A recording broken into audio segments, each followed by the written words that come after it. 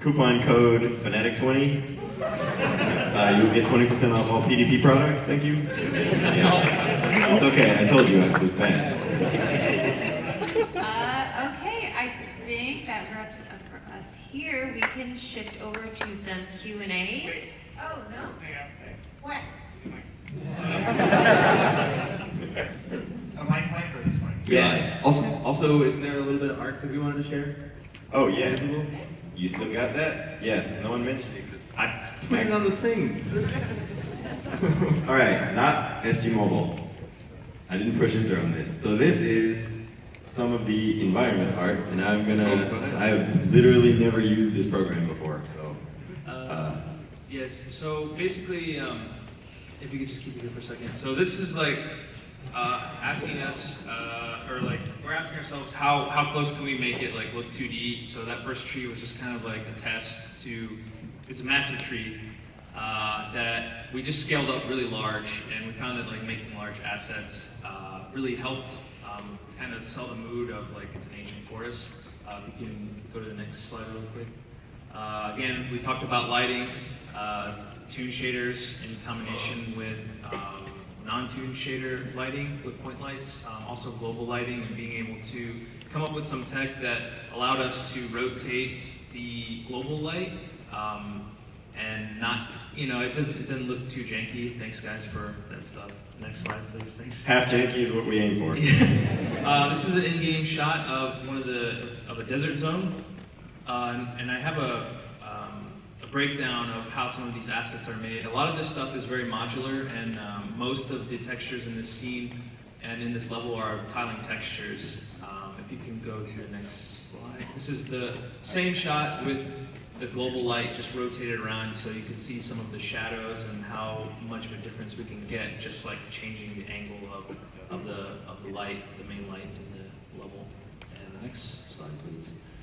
So we start with like a really rough, it's a pretty fleshed out concept, and it was awesome. This was very helpful. This is from one of our outsourcers. And we just kind of, I showed this to the art director, Mariel, and I'm like, hey, like, how's this feeling? I kind of came in late to the game, so I have to like go through a lot of like forum posts and read through a lot of threads and figure out exactly where people were when they left these alone, I guess. And I just take all the feedback, I do a paint over, and then if you go to the next scene, this is more stuff where from some outsourcers that they kind of, this was super helpful. They broke everything down in these like really graphic shapes and kind of showed how we can make these things modular. And the next one, again, this is super helpful. There's some things that aren't solved, like exactly what the texture is going to be, and the fact that we have real lighting, we really needed to push some of the normals of some of the models for the tune shader to work really nicely. With these in consideration, if you can go to the next slide, I did some like really low poly block-ins with just trying to figure out composition to scale and some block-in tiling textures. Next one, I think this is just another block-in. Just testing things out, trying to figure out exactly how much detail to put in these textures. Next one, please. Another one. Next one. And these are some of the breakdowns of the textures that were applied to all the models. One of them was a paint over from an outsourcer that we worked with. And these were the, after this one, Mike, please. Thank you. So this is a ZBrush sculpt, and this was basically like we needed to create like really graphic shapes that weren't too noisy, that really read as rock when you put a tiling texture on it. So it had to have like a very kind of faceted look. So I sculpted these out, and then these was some more, and then this is how they came out with the tiling texture with this is just two lights in Maya, one fill light and one directional light. We basically just create low poly models and bevel out certain edges. And I think that's on the next. So this is the UV sheet. It's kind of weird, but it's like if you took a bear and you like wanted to make a rug out of it, that's what making UV sheets is for everything. So just making rugs out of everything. So this is just some sand. Yeah, this again. I'm trying to guess.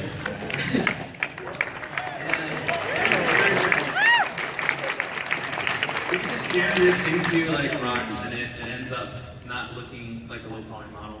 Next, do some cute cactuses. I love those. Our barbers are leveling up really fast. It's like a cactus family. Yeah, a little baby one. These would be on the back of the car, right? And next. And then this is how that shot looks, all zoomed out. As you can see, it just looks like kind of a mess with like things kind of leaned over. This is kind of a trick where as long as the composition, as long as Ajnav can't jump above some of these compositions and some of these scenes, we can get away with a lot of the stuff outside of the focal point being all janky. And I think the next shot is just zoomed in again, so it's just kind of like a little magic trick there. Everything looks kind of broken, but when it's in game, it looks really nice. Yeah, a reminder that this is in this game. is in game. Yeah. So.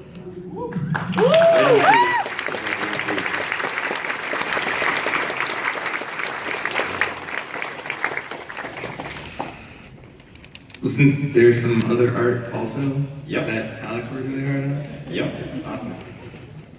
If my alt key works.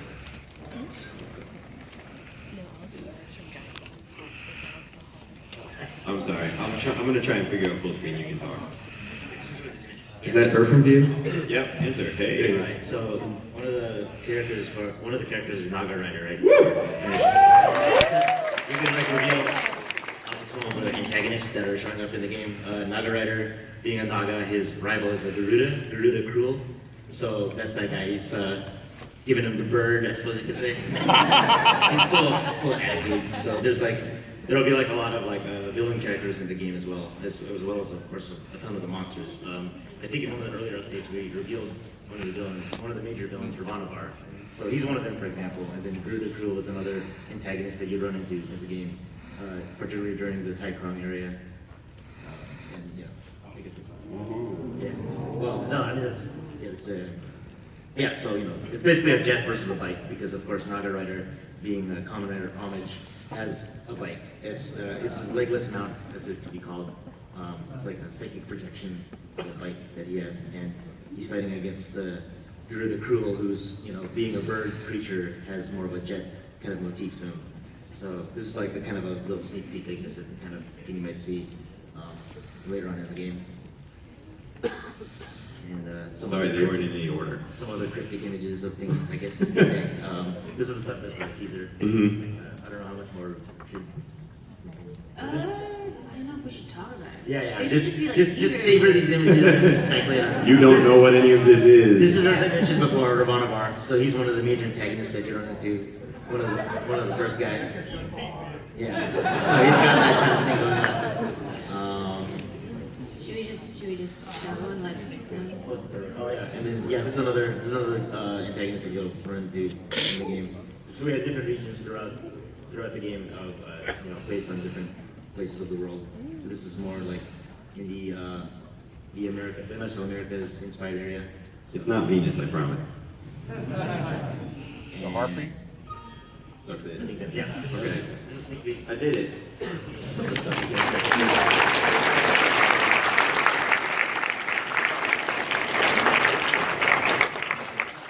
Okay, so one thing I wanted to spend a couple minutes on here. Who here pre-ordered the Skullgirls physical edition? All right, for all of you guys, I'm so sorry for it's taking so long. But it is still happening, so please be reassured it is happening. We keep having to fix bugs. And the whole idea with the physical version is that we want it to not have to be patched. That's the whole idea. Yeah, I can talk about this. Okay, I won't. No, go for it. Go ahead. That's fine. Oh, I was just gonna mention, so where it actually is right now is, I was telling people at the booth this, so on my keychain, on this USB drive is the image for the physical version. However, Someone's gonna steal that off of you. it won't matter, you can create it anyway. And Just so they can delay it further? yeah. Don't make the change. We're out of it.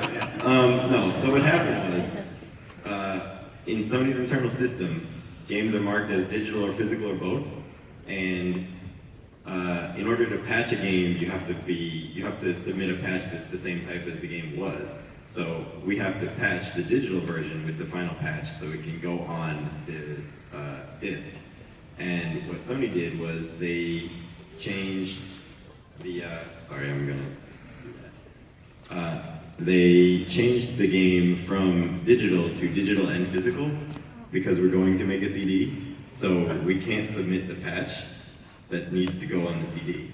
So we have to wait for them to turn it back to digital so that we can submit the digital patch so they can make it digital and physical again so we can submit the CD.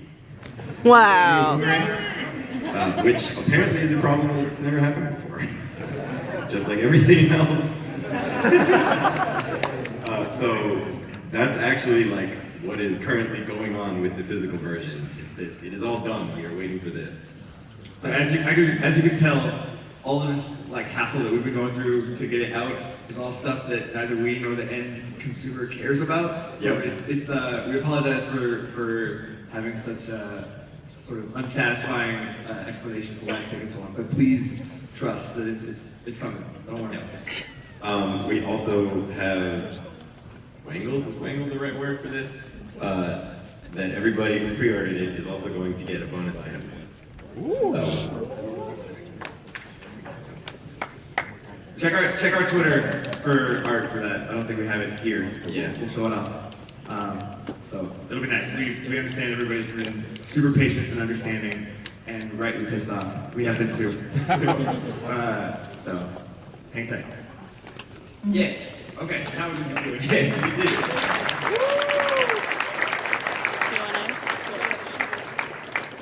Oh yeah. Looks like we got a mic here. Go. Line up with the questions. We have until I believe we got about 20. yeah. Before you start, you have come to every panel we have had at Anime Expo. Oh my god. So, I have a present.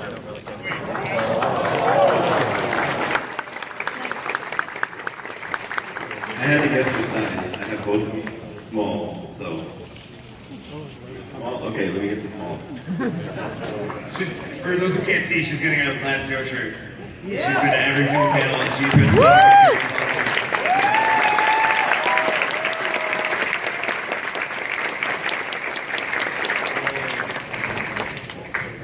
Yes. So, you are an honorary staff member.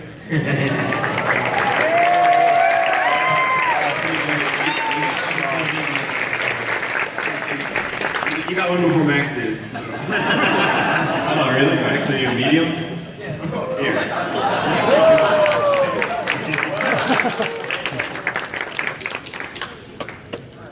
I was wondering, will there be any exclusive content to the Switch version? Somebody want to take that? I think generally our policy is that we don't want to exclude people who get certain versions. So that's kind of against what we want to do. But I don't know what the official word is. The official word is unless Nintendo makes us, probably not. Thank you. Sure. Thank you. As someone who plays lots of console games with exclusive content, it's more annoying than anything else because, like, man, I had to buy all the different console versions of Soul Calibur. Like, yeah, Spawn, Link, come on. Nobody remembers Hachi. Oh yeah, you're right. Go for it. Alright, so I know how hella hype the edition of Beowulf and Skullgirls Mobile is, but when are we gonna bring back the OG Skullgirls mobile game that is Skullgirls 2 Deadly Airport, or at least have a reference to it? Obviously, you didn't play the mobile game then, huh? Hey, no shaming or questioning. Sorry. There is a reference to it in Skullgirls Mobile. Yeah. There's a peacock move called Deadly Airport that launches many airplanes at your opponent, many airplanes. Sorry, I don't mean peacock. It's okay. That's fair. That's fair.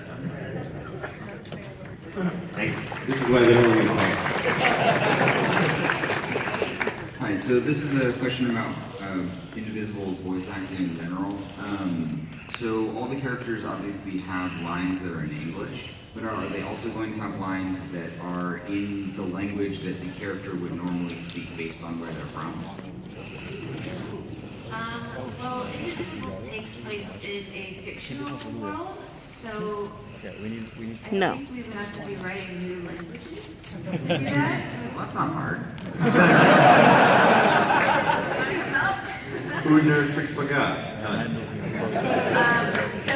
I would say right now the answer would be that it's just in English, or the English version.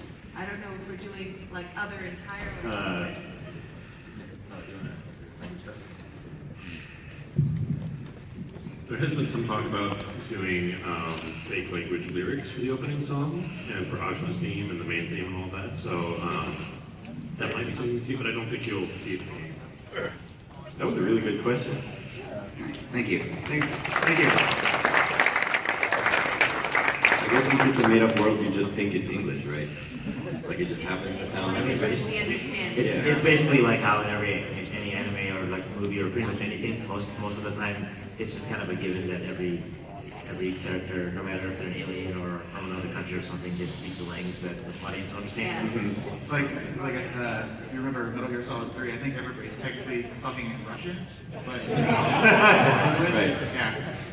There are parts in the game that have a like fake language like element to it. Like it'll evoke like a certain alphabet that might be reminded of, but it's technically its own thing. So put that in there. Go for it. Hi, so I had a question about for both the Skullgirls mobile and normal Skullgirls step. When is Minette gonna be I've been asking for years. You mean playable or something? Yeah, playable. Playable? When was Minette? She's got a job, dude. Yeah. She can spend all her time fighting.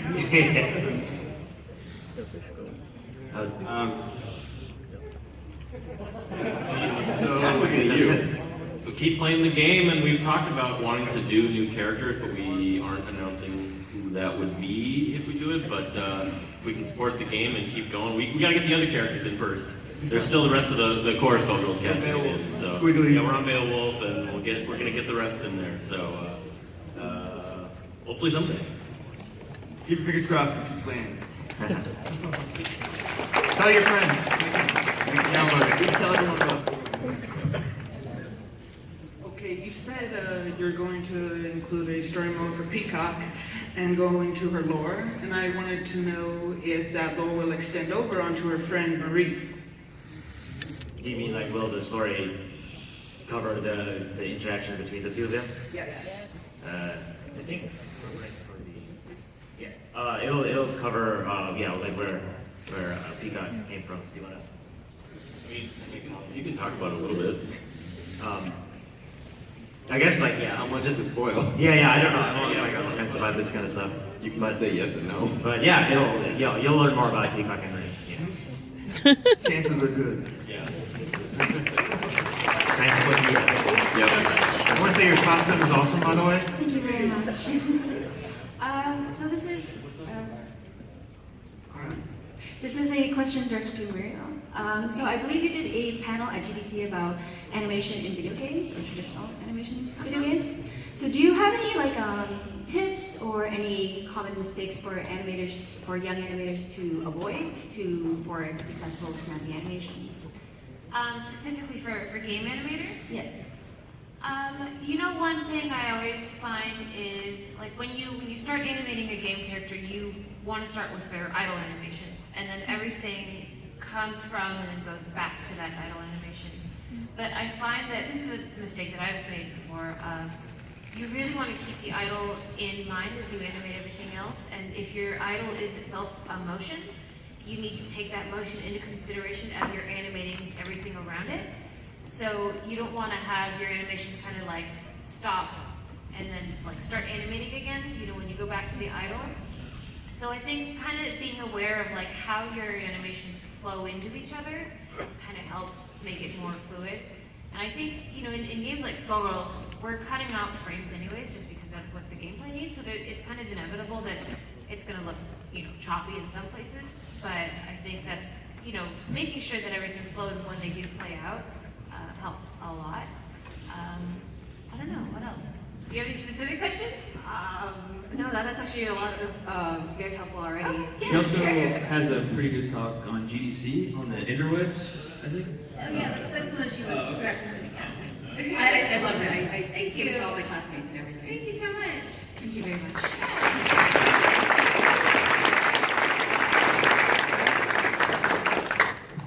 Go for it. Hi, I'm Lauren, and I have a question for everyone on the panel. Fun question, I promise. I found when you guys first announced Indivisible that it was really awesome. They kind of smushed two genres together, and I was really excited to have a platforming RPG in my life that that wasn't like on the DS or something really out there. And I was wondering for everyone on the panel if you could smush any two different genres of gaming together without consequence, what would it be? Music and fighting.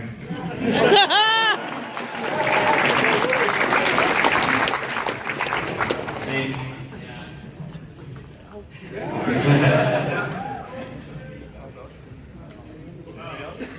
It was me. I want to smash Burning Rangers together with Jet Set Radio. I don't know. I just want more harvesting, actually. Yeah, just one. Mine's actually already been made. It's platforming and puzzle. Henry Hatsworth. That's a cool game. That's a great one. Yeah. So Thanks for the rank. mine's already been done. I want to say music and shmup, but I think there are a few takes on that. Sort of? Yeah. Shmup and RPG. Play Tyrion. With Pokemon? I think we should make a musical ARG. Thank you. Thank you. This is a question for all you guys. So pretty much now that you're announcing your release date for Indivisible next year on fall, and you're almost pretty much done with Skullgirls now that you ported to the mobile game. And I want to ask is, at next year's AX, will there be a chance that you'll be announcing any new projects on your way? I mean, I guess there's always a chance. Pretty much, we are trying to be heads down on Indivisible until it's done. We will be considering other things. I don't know whether we will be announcing them. I also don't know whether it will be the thing that you're probably thinking about. Also, in complete honesty, we never have any idea what we're going to talk about at the panel. So, like, you asking us now what's going to be next year is like, I don't know, what am I going to have for dinner that day? But I appreciate the question. I mean, this kind of gets into some of the business kind of stuff. So, I mean, part of my job is to keep looking for projects to keep the team employed. There's been some talk with 505 about doing extended support for Indivisible as well, which might serve as a thing also. So we'll see what happens. Mm-hmm. We also have all the guest characters, so. Yep. We're going to be busy for a long time. Keep those fingers crossed. Sleep is a dream.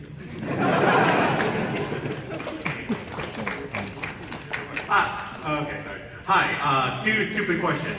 One, will you do an animation for the Skullgirl and Individual if Individual proves successful? And two, will you add Shantae to Skullgirl if there's going to be a sequel or in the mobile? Since way more are interested to that. Did you mean an animation like show? Yes, TV Okay, series. I was just clarifying. We have actually been in talks with some studios about animations for both Skullgirls and Indivisible.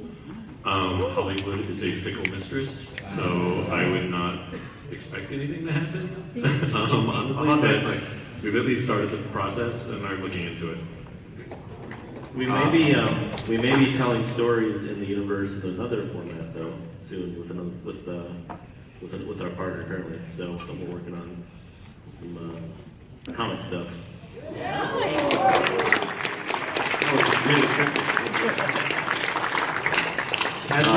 As for the Shantae question in Skullgirls, while that would be super cool and we love crossover characters, we only have a limited amount of bandwidth to put characters in, and we already have a huge list of characters we would want to put into Skullgirls. So she might, if that ever happens, she would have to take a backseat to some of the ones that a lot of people, including us, have been waiting to put in. Also, if you've never dealt with licensing is a whole thing. Anyway, thank you. Okay, maybe feel it with the kid number. So, my hair looks terrible. Your shirt's cool, Okay, Steven. cool shirt. Don't worry. Fair enough.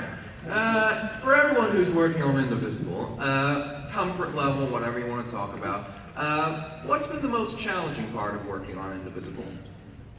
Cons. Okay. I apologize. Everybody else can go. Well, just the sheer number of things, I guess, like having to deal with, like, you know, obviously we have like a lot more level to worry about. We have more story to worry about. We have more we have monsters and more characters, and just like the sheer number of things is just higher for this genre compared to any game. So Yeah. that's a major part of it. I mean, like compared to Skullgirls, we would work on one character at a time, one level at a time. The entire team was putting all their time into that one thing.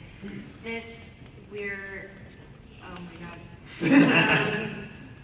Characters, monsters, environments, story, level design, all the gameplay features, Sound, the cutscenes. sound cutscenes, the programming backend, buffing up our editor. It's just Oh yeah, you actually have to have an editor. yeah.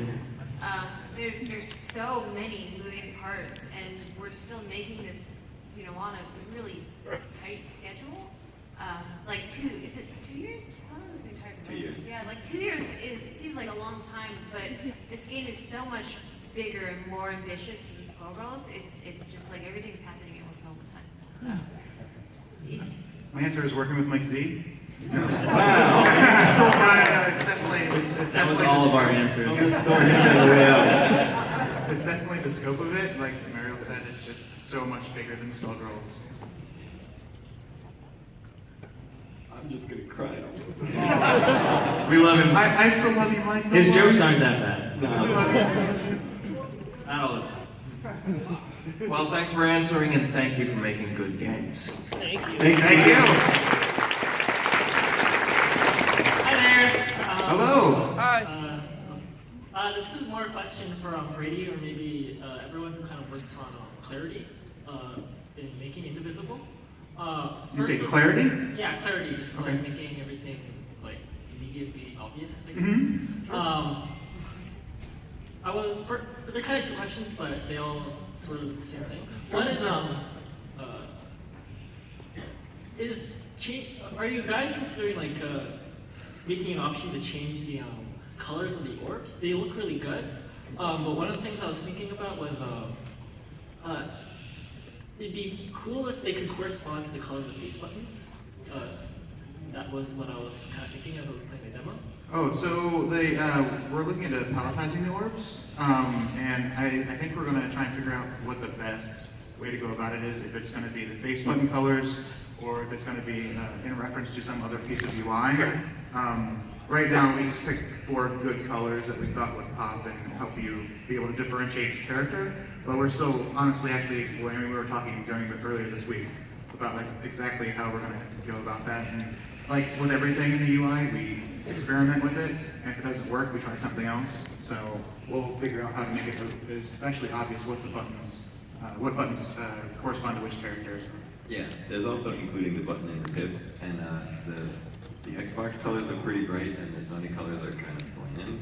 So like, it would look really weird if we did that. But we're looking at different ways to let you know. Yes. The second part was, do you guys think about, or are you guys going to think about like colorblind options? I guess. Yes. Yeah. 100%. Yep. We did that for Skullgirls. Yep. There's actually a really cool colorblind shading too.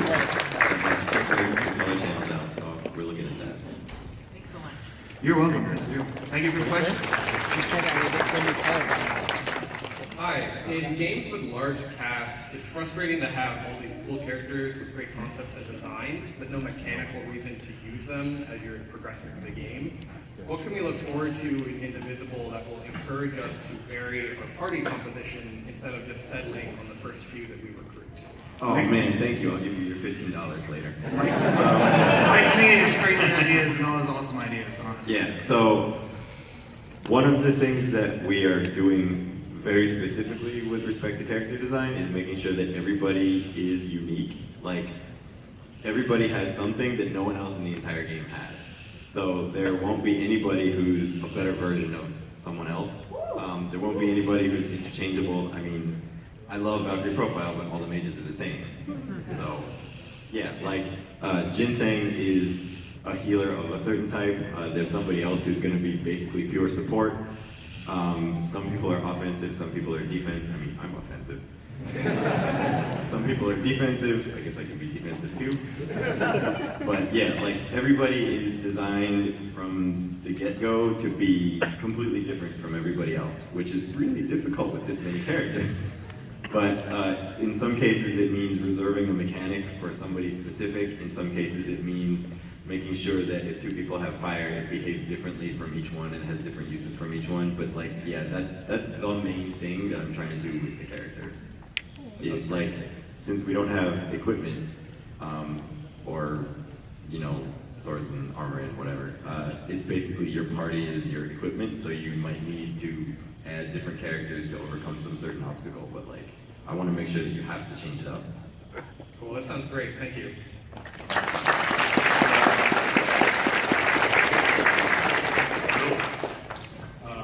This is kind of a two-part question. The first part is, can you tell us how many party members you can have throughout the game, and what the interaction between the main character and those characters is going to be? Like on a scale from just incredibly basic interaction to, say, for example, Fire Emblem's support system, how deep is the interaction between characters going to be? I can't actually tell you how many because I don't remember. That's right. Yeah, like it's We're more saying than around 20. We're saying around 2 dozen. Yeah, I just remember more than 20. As far as interactions with the main character go, you mean gameplay-wise, I assume, or story? Both. Okay, like. Which one? Yeah, I mean. So not Fire Emblem level, but every character does have, you know, their own story that Ajna is going to have to kind of go out and you know, do their quests and kind of like learn their story. It's not just going to be force-fed to you, but yeah, it's not going to be like as in-depth as something like Fire Emblem, because I guess